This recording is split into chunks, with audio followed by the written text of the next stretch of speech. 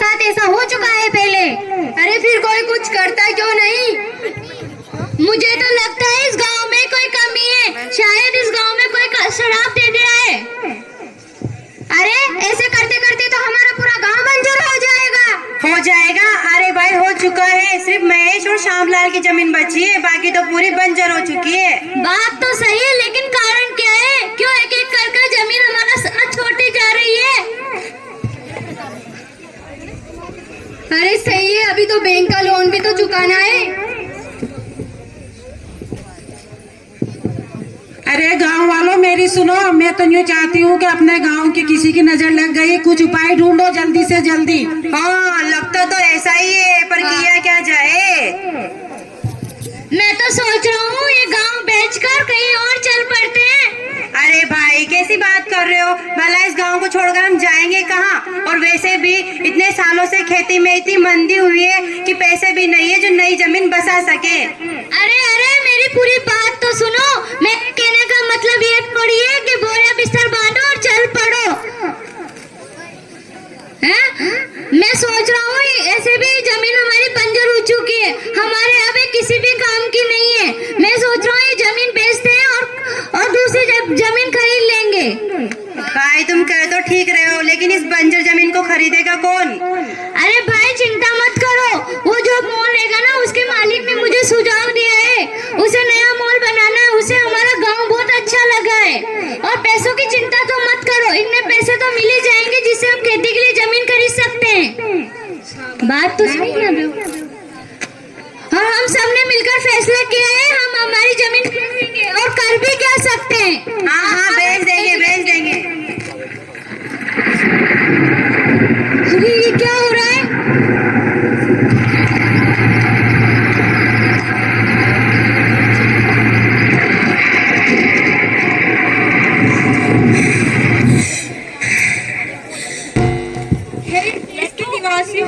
मैं बहुत तकलीफ में हूँ, मेरी मदद करो, मुझे बहुत दर्द हो रहा है, मैं बहुत तकलीफ में हूँ। अरे तुम कौन हो और कहाँ से आई हो? कौन सी तकलीफ में हो?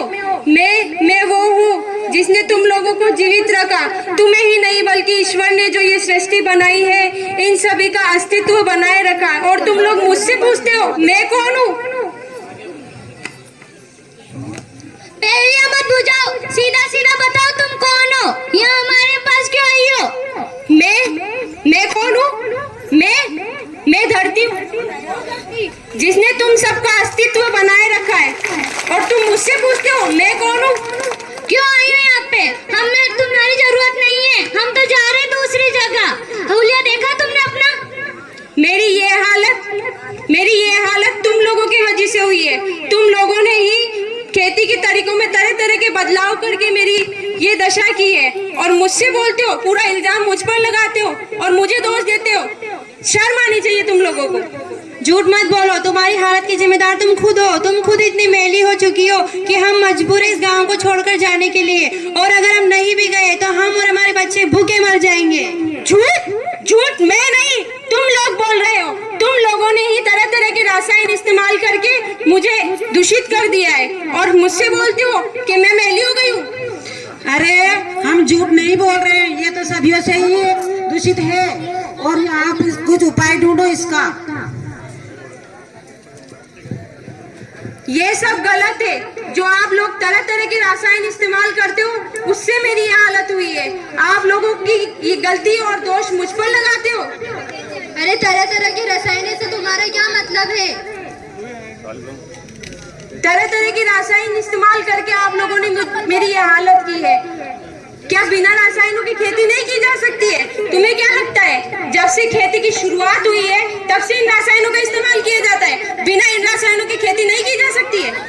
नहीं नहीं नहीं, ये सब झूठ है, सिर्फ हवा में उड़ती हुई बातें हैं। इन रसायनों से हमारी खेती कम समय में 2 गुना अच्छी होती है, और इससे हमें कोई नुकसान नहीं होता। क्या तुम्हें पता है भारत की अर्थव्यवस्था में कृषि का कितना योगदान है? हाँ हमें तो यही तरीका पता है, हमें किसी और ने और कोई तरीका नहीं बताया। तुम्हें पता तो तुम ही बता दो। हाँ बताओ। ये सब गलत है, बिना इन रसायनों की भी खेती की जा सकती है। पुराने जमाने में उपज क्षमता बढ़ाने के लिए खाद और उर्वरक रूप में गाय का गोबर इस्तेमाल किया जाता था, जिससे खेती और भी 2 गुना अच्छी हुआ करती थी। और आज जो ये रसायन आप लोग इस्तेमाल करते हो, इससे मेरी मिट्टी जहरीली होती जा रही है और आप लोग उससे मुझे जहरीला बनाते जा रहे हो। और इसका असर आपको तुरंत नहीं दिखेगा, 1 साल 2 साल 3 साल बाद आपको असर दिखेगा, समय लगेगा लेकिन असर जरूर दिखेगा। अरे हाँ, मतलब दादाजी सही कहा करते थे कि पहले बिना रासायनिक के बिना भी खेती की जा सकती थी। हाँ, तो बिना इन रसायनों की भी खेती की जा सकती है।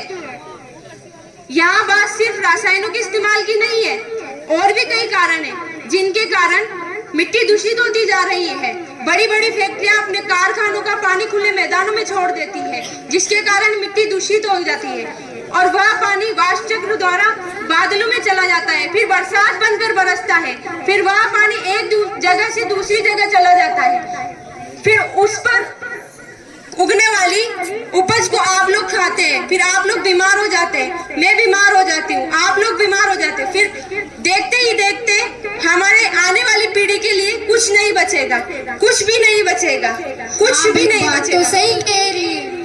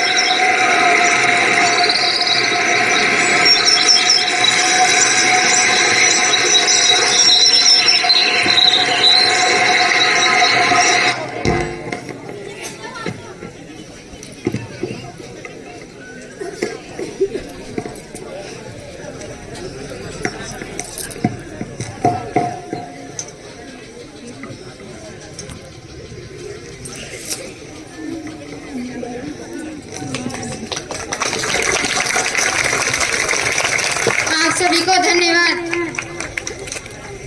हमारा सिर्फ यही उद्देश्य है कि आप लोग जो ये उर्वरक खाद वगैरह जो रासायन का इस्तेमाल करते हो, उस सब से मिट्टी को बचाओ और अपनी जो उपज क्षमता है उसको बढ़ाओ। और जैसे पुराने लोग खेती किया करते थे, उस चीजों को बढ़ाकर और भी 2 गुनी अच्छी खेती करें। धन्यवाद।